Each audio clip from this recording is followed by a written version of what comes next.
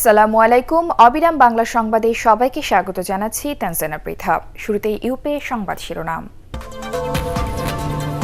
দ্বিতীয় ধাপে ১১৬ উপজেলায় ভোট গ্রহণ চলছে, পার্বত্য এলাকায় সেনা মোতায়েন।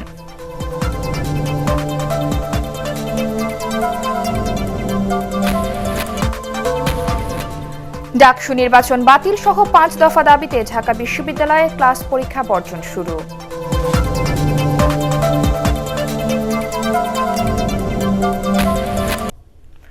শুনছিলেন ইউপি সংবাদ শিরোনাম।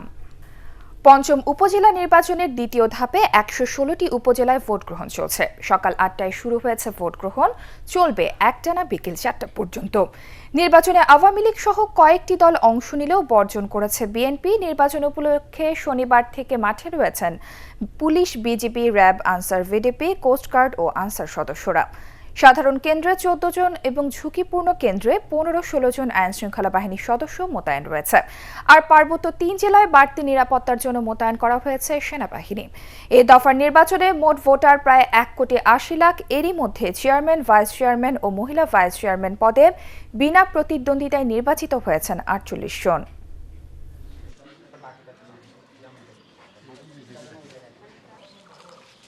ভোটার পরিবেশ এবং শৃঙ্খলা অত্যন্ত সুন্দর, পরিবেশ ভালো আছে, মানুষের জনসংখ্যা আসতেছে, ভোটার আইতে আছে আস্তে আস্তে, আশা করা যার ভোট ভালো হইব। এখানে খুব সুন্দর ভোট হচ্ছে, কোনো গন্ডগোল নাই, কিছু নাই। এই প্রথম উপজেলা পরিষদ নির্বাচনে ভোট দিয়ে আমি খুবই খুশি। ভোট দেওয়া তো সকলেরই অধিকার, নাহলে যারা জনপ্রতিনিধি যারা হবে তাদের তো জবাবদিহিতা থাকবে না। সেই কারণে ভোট দিতে আসা, যাতে করে এলাকার উন্নয়ন হয়। সকালবেলা থেকে শান্তিপূর্ণভাবে ভোট হচ্ছে এবং সবাই এখানে ভোট দিচ্ছে, এখানে কোনো সমস্যা নেই ইনশাল্লাহ।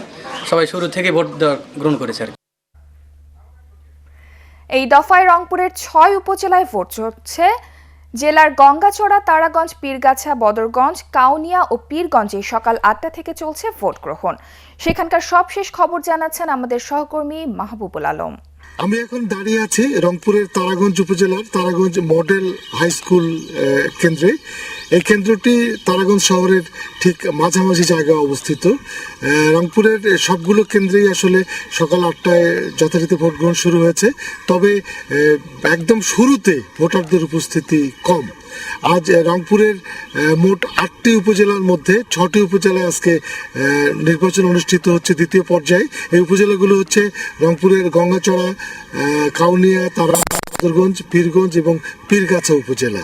এই ৬টি উপজেলায় আজকে ভোট গ্রহণ করা হচ্ছে এবং আগামী ২৪শে মার্চ তৃতীয় পর্যায়ে বাকি ২টি উপজেলায় ভোট গ্রহণ করা হবে।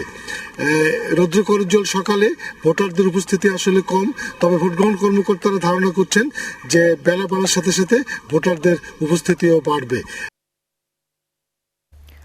দর্শক, ফরিদপুরে ভোট হচ্ছে ৮টি উপজেলায়। সকালে বৃষ্টির কারণে কেন্দ্রগুলোতে ভোটারদের উপস্থিতি কম। এই মুহূর্তে নগরকান্দা উপজেলার মাঝিকান্দা সরকারি প্রাথমিক বিদ্যালয় কেন্দ্রে আছেন আমাদের প্রতিনিধি কামরুজ্জামান সোহেল। তিনি জানাচ্ছেন সেখানকার ভোটের খবর। ফরিদপুরের ৮টি উপজেলায় সকাল থেকে ভোট গ্রহণ শুরু হয়েছে। এখন পর্যন্ত শান্তিপূর্ণভাবেই ভোট চলছে, তবে একটি বিষয় লক্ষ্য করা যাচ্ছে যে ফরিদপুরের যে ৮টি উপজেলায় ভোট চলছে, সেই ৮টি উপজেলার মধ্যে নগরকান্দা, সালতা যে উপজেলা, এই দুটি উপজেলায় আমরা কয়েকটি অভিযোগ পেয়েছি এই সকালবেলায় যে নৌকা প্রতীকের যে এজেন্ট, সেই এজেন্টদের তার বিপক্ষে যে প্রার্থী আছে সেই প্রার্থী কেন্দ্রে তাদের প্রবেশ করতে দেয়নি, এই একটি আমরা অভিযোগ পেয়েছি। এছাড়া মোটামুটি শান্তিপূর্ণভাবে সকাল থেকে ভোট গ্রহণ শুরু হয়েছে, তবে ভোটারের উপস্থিতির হার একেবারেই নগণ্য। তবে আমরা যেটা মনে করছি যে বেলা বাড়ার সাথে সাথে হয়তো ভোটার আরও বাড়বে। এখানে আইন শৃঙ্খলা পরিস্থিতির যারা রয়েছেন, র্যাব, বিজিবি এবং পুলিশ প্রশাসনের যারা রয়েছেন, তারা অত্যন্ত নিষ্ঠার সাথে দায়িত্ব পালন করতে আমরা দেখছি।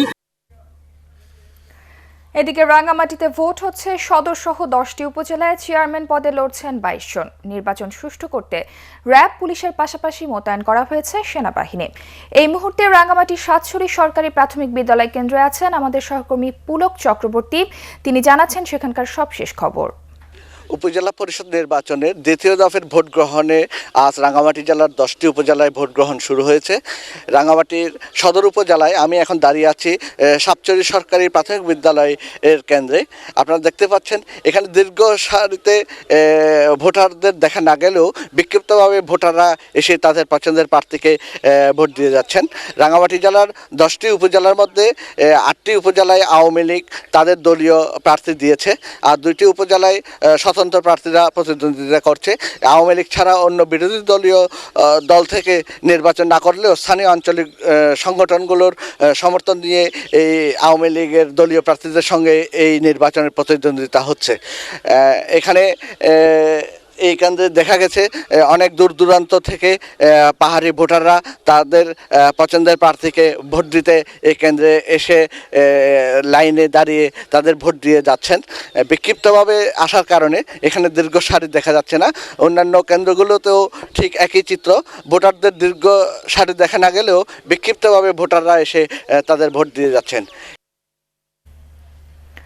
ডাকসু নির্বাচন বাতিল সহ 5 দফা দাবিতে ঢাকা বিশ্ববিদ্যালয়ে ক্লাস পরীক্ষা বর্জন করছেন আন্দোলনরত শিক্ষার্থীরা।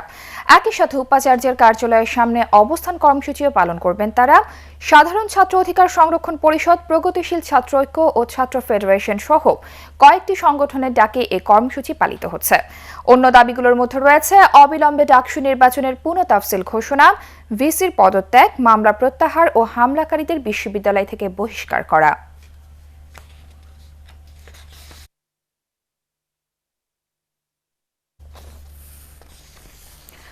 দর্শক, সকাল থেকে ঢাকা বিশ্ববিদ্যালয়ে আছেন আমাদের সহকর্মী হাবিবুর রহমান অভি। আমরা এখন সরাসরি চলে যাচ্ছি তার কাছে।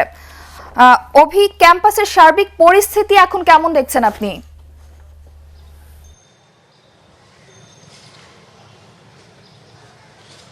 হ্যাঁ, আমি এখন রয়েছি ঢাকা বিশ্ববিদ্যালয়ের কলা ভবনের সামনে এবং বলতে গেলে অন্যান্য দিনের মতো আজকের পরিস্থিতি কিছুটা স্বাভাবিক। আমরা জানি যে গতকালকে মধুর ক্যান্টিনে কিন্তু পাঁচটি প্যানেল নির্বাচন বর্জন করেছিল। তারা কিন্তু সংবাদ সম্মেলনের মাধ্যমে তারা আজকে যে সোমবারে তারা ক্লাস পরীক্ষা বর্জন কর্মসূচি তারা চালু করেছে। পাশাপাশি তারা কিন্তু ভিসির কার্যালয় ঘেরাও করবে বলে আমরা কিন্তু জেনেছি। আমি কিছু শিক্ষার্থীর সঙ্গে কথা বলেছি, তাদের পরীক্ষাও চলছে, ক্লাসও চলছে। অনেকেই এখন অনুপস্থিত, তারা ক্লাস আসছেন না। এখানে কিছু শিক্ষার্থী রয়েছে, আমরা তার সঙ্গে একটু কথা বলার চেষ্টা করব। একজন রয়েছেন, তার নাম সামিরা। আপনি কোন বিভাগে পড়েন? সমাজবিজ্ঞান বিভাগ। আপনাদের বিভাগে এখন ক্লাস পরীক্ষা চলছে, কিরকম অবস্থা একটু যদি বলেন। জি, আমাদের ক্লাস চলছে। আমরা অধিকাংশ স্টুডেন্টই ক্লাসে অ্যাটেন্ড করেছি, আমরা ক্লাস করে আসছি। কিছু কিছু স্টুডেন্ট নিজেদের ব্যক্তিগতভাবে ক্লাস বর্জন করতেছে, আর সেটা তাদের একান্তই ব্যক্তিগত বিষয়, কিন্তু আমাদের একাডেমিক ক্লাস চলছে। আচ্ছা, আগের পরিস্থিতি কেমন ছিল 2-3 দিন আগে? 2-3 দিন আগে এমনিও আমাদের রুটিন ক্লাস ছিল না, কিন্তু আমাদের বিভাগের পরিস্থিতি স্বাভাবিকই ছিল, ওই রকম কোনো সমস্যা ছিল না আমাদের। আমরা তেমনভাবে ক্লাস বর্জন করি নাই ইয়েভাবে। আর কিছু স্টুডেন্ট আগে থেকেই তাদের নিজেদের ব্যক্তিগতভাবে ক্লাস বর্জন করছিল, ওইটাই। এখানে আর একজন শিক্ষার্থী রয়েছেন, আপনার নাম এবং কোন বিভাগে পড়ছেন? আমি কবির কানন, ম্যাস কমিউনিকেশন অ্যান্ড জার্নালিজম ডিপার্টমেন্টে পড়ি। আচ্ছা, আর এখন আপনাদের কি ক্লাস চলছে, মানে ক্লাসের কি অবস্থা, ক্লাস পরীক্ষা হচ্ছে কিনা? আমাদের আজকে একটা প্রেজেন্টেশন রয়েছে, তো এটা হবে কিনা এটা নিয়ে অনিশ্চয়তা আছে। যেমন হলো 11 মার্চে ডাকসু নির্বাচন অনুষ্ঠিত হয় এবং এই নির্বাচনের পরে কিন্তু ব্যাপক অনিয়মের অভিযোগ ওঠে এবং অভিযোগের পরিপ্রেক্ষিতে আমাদের ডিপার্টমেন্ট কিন্তু এর আগে ক্লাসে অনুপস্থিত ছিল, অর্থাৎ ক্লাস পরীক্ষা আমাদের অনুষ্ঠিত হয়নি। তাছাড়া আমি আজকে আমার আরও কয়েকজন বন্ধুর সঙ্গে কথা বলেছি, তাদের কিন্তু ক্লাস পরীক্ষা মানে এখনো পর্যন্ত ক্লাস হবে কিনা তারা অনিশ্চয়তা আছে এবং একটা ডিপার্টমেন্ট আমি দেখেছি যে তারা ক্লাস না হয়ে চলে গেছে। ঠিক আছে, ধন্যবাদ। হ্যাঁ, আমরা কিন্তু কয়েকজন শিক্ষার্থীর সঙ্গে কথা বলছিলাম, জানিয়েছেন যে অনেকেরই এখন ক্লাস পরীক্ষা চলছে, আবার কিছু কিছু ডিপার্টমেন্টে কিন্তু ক্লাস পরীক্ষা বর্জন করেছে তারা। আমরা আরেকটা খবর আপনাদেরকে জানিয়ে দিতে চাই যে 5টি প্যানেল রয়েছে, তারা কিন্তু কিছুক্ষণ পরে অর্থাৎ 11টার কিছু পরে তারা কিন্তু ভিসির কার্যালয় ঘেরাও করবে এবং তাদের যে 5টি দাবি, সেই 5টি দাবির মধ্যে কিন্তু নির্বাচন পুনরায় নেওয়া সহ ভিসি সহ অন্যান্যদের পদত্যাগ কিন্তু তারা দাবি করেছে। পরবর্তী খবরে আমরা সেগুলো জানানোর চেষ্টা করব। অভি, আপনাকে ধন্যবাদ। বঙ্গবন্ধুর আদর্শ উজ্জীবিত হয়ে সমৃদ্ধ বাংলাদেশ গড়তে নিজেদের যোগ্য করে তুলতে শিশু কিশোরদের পরামর্শ দিয়েছেন প্রধানমন্ত্রী শেখ হাসিনা। গতকাল টুঙ্গিপাড়ায় জাতির পিতা বঙ্গবন্ধু শেখ মুজিবুর রহমানের ৯৯তম জন্মবার্ষিকী ও জাতীয় শিশু দিবসের সমাবেশে প্রধানমন্ত্রী এ আহ্বান জানান। স্থানীয় প্রতিনিধি চৌধুরী হাসান মাহমুদকে সাথে নিয়ে টুঙ্গিপাড়া থেকে নিয়াজ্জামান সজীবের রিপোর্ট, ছবি তুলেছেন কৃষ্ণ দে আকাশ। মধুমতি শাখা নদী বাইগারপাড়ের এই টুঙ্গিপাড়ায় বঙ্গবন্ধুর জন্ম। হাজার বছরের শ্রেষ্ঠ সন্তান জাতির জনক বঙ্গবন্ধু শেখ মুজিবুর রহমানের ৯৯তম জন্মবার্ষিকীতে শ্রদ্ধা জানিয়েছেন রাষ্ট্রপতি মোহাম্মদ আব্দুল হামিদ ও প্রধানমন্ত্রী শেখ হাসিনা।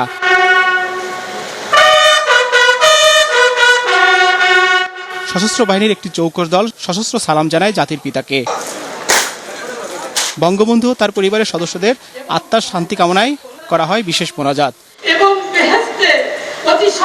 ছোট বোন শেখ রেহানা সহ পরিবারের সদস্যদের নিয়েও শ্রদ্ধা জানান বঙ্গবন্ধু কন্যা শেখ হাসিনা। পরে আওয়ামী লীগ সভাপতি হিসেবে কেন্দ্রীয় নেতাদের নিয়ে সমাধিসৌধে ফুল দেন তিনি। রাষ্ট্রীয় আনুষ্ঠানিকতা শেষে শ্রদ্ধা জানায় সর্বস্তরের মানুষ। যে মানুষটির একক নেতৃত্বে ১৯৭১ সালে মহান মুক্তিযুদ্ধে ঝাঁপিয়ে পড়েছিল পুরো বাঙালি জাতি, ছিনিয়ে নিয়েছিল মহান স্বাধীনতা, সেই মানুষটি বঙ্গবন্ধু, জাতির পিতা, টুঙ্গিপাড়ার খোকা, সাধারণ মানুষের ভালোবাসায় হয়ে উঠেছিলেন বঙ্গবন্ধু, জাতির জনক, সর্বকালের সর্বশ্রেষ্ঠ বাঙালি। স্বাধীনতার এত বছর পরেও তার দেখানো পথেই এগিয়ে চলেছে বাংলাদেশ। এরপর শিশু সমাবেশে যোগ দেন শেখ হাসিনা। বঙ্গবন্ধুকে লেখা চিঠি নামে একটি বইয়ের মোড়ক উন্মোচন করে জাতির পিতার জীবনের নানা দিক তুলে ধরেন তিনি।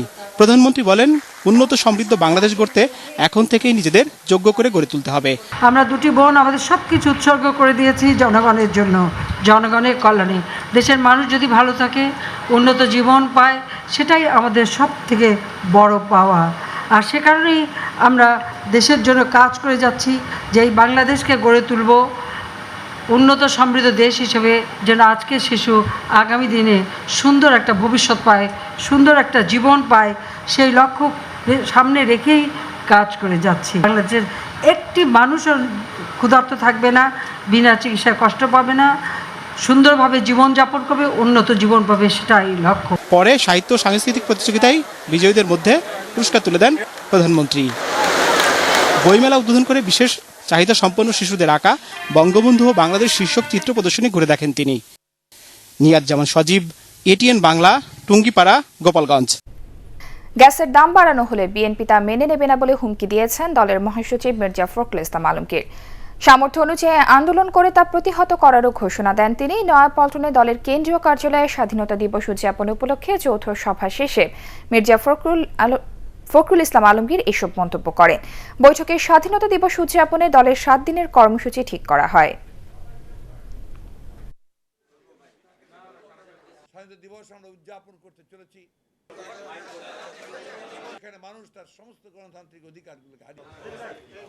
গ্যাসের দাম বাড়ানোটাকে, মূল্য বৃদ্ধিটাকে আমরা কখনোই মেনে নেব না, এই দেশের মানুষও মেনে নেবে না। আমরা এর বিরুদ্ধে আমাদের যতটুকু করা সম্ভব আমরা প্রতিবাদ করব। নিউজিল্যান্ডের ক্রাইস্টচার্চে হামলার ঘটনায় কতজন বাংলাদেশি হতাহত হয়েছে তা নিয়ে এখনও নিশ্চিত নন পররাষ্ট্রমন্ত্রী ডক্টর AK আব্দুল মোমেন। তবে তিনি জানান, গণমাধ্যমের তথ্য অনুযায়ী 8 জন বাংলাদেশি এ ঘটনায় নিহত হয়েছেন। জাতীয় প্রেস ক্লাবে বঙ্গবন্ধুর জন্মদিন উদযাপনের উপলক্ষে আয়োজিত এক অনুষ্ঠানে এসব কথা জানান তিনি। মন্ত্রী বলেন, আগামীতে বাংলাদেশি খেলোয়াড় ও সরকারি প্রতিনিধিদের বিদেশ সফরের আগে থেকেই খোঁজ খবর নেওয়া হবে।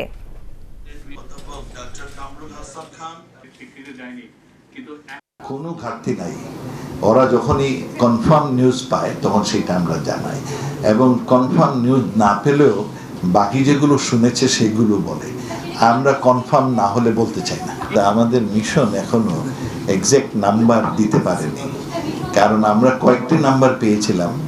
আগে আমাদের বলেছিল যে নাম্বার 4, কিন্তু এখন শুনতেছি যে 8-এ পৌঁছেছে। সাইফ পাওয়ার ব্যাটারি সাফ মহিলা ফুটবল চ্যাম্পিয়নশিপের খবর।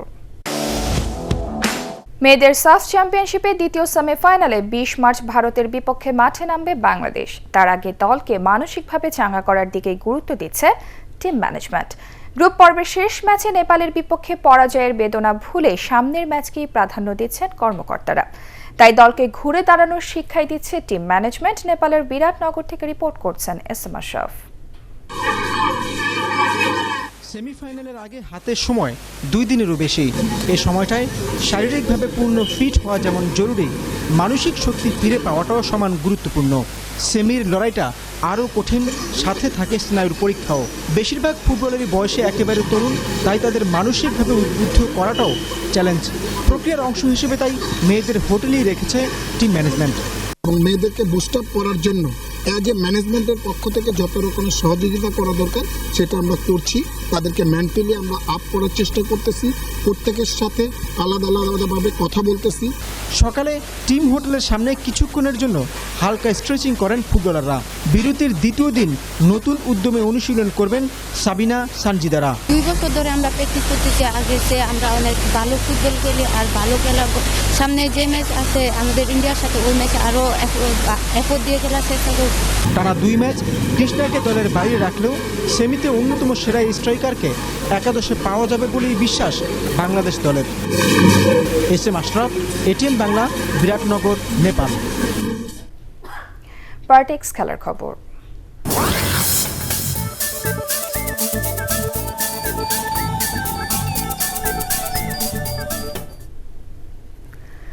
লিওনেল মেসির হ্যাট্রিকে রিয়াল বেটিসকে 4-1 গোলে হারিয়ে স্প্যানিশ লা লিগার শিরোপার আরও কাছে পৌঁছে গেল বার্সেলোনা। বেটিসের মাঠে বলের দখলে কিছুটা পিছিয়ে থাকলেও শুরু থেকেই একের পর এক আক্রমণ করে বার্সা। 18 মিনিটে আর্জেন্টাইন তারকা লিওনেল মেসির গোলে এগিয়ে যায় তারা। বিরতির আগেই ব্যবধান দ্বিগুণ করেন তিনি। বিরতির পর লুইস সুয়ারেজের গোলে জয় নিশ্চিত হয় ক্যাটালানদের। 83 মিনিটে লরেঞ্জো মরন 1 গোল শোধ করলেও এর 2 মিনিট পর ম্যাচে নিজের হ্যাট্রিক পূরণ করেন মেসি। তাতে 33টি হ্যাট্রিক নিয়ে লা লিগায় ক্রিস্টিয়ানো রোনালদোর চেয়ে মাত্র 1 ধাপ পেছনে রইলেন 5 বারের বিশ্বসেরা এই ফুটবলার।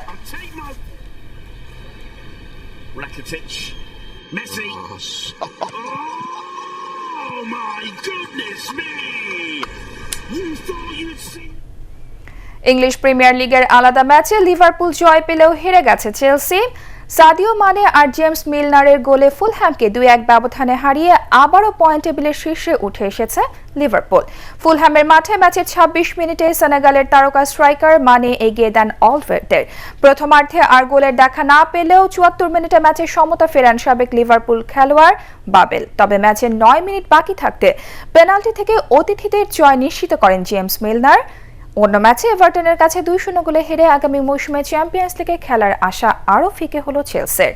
এভারটনের মাঠে গোলশূন্য প্রথমার্ধের পর 49 মিনিটে রিকার্লিসনের এগিয়ে দেন চেলসিকে। 72 মিনিটে সিগার্টসন ব্যবধান দ্বিগুণ করলে হার নিশ্চিত হয় ব্লুদের। এতে 30 ম্যাচে 57 পয়েন্ট নিয়ে টেবিলের ষষ্ঠ স্থানেই থাকলো চেলসি।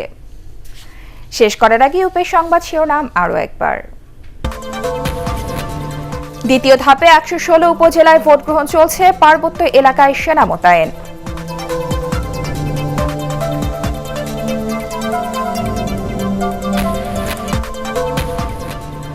ডাকসু নির্বাচন বাতিল সহ 5 দফা দাবিতে ঢাকা বিশ্ববিদ্যালয়ে ক্লাস পরীক্ষা বর্জন কর্মসূচি শুরু।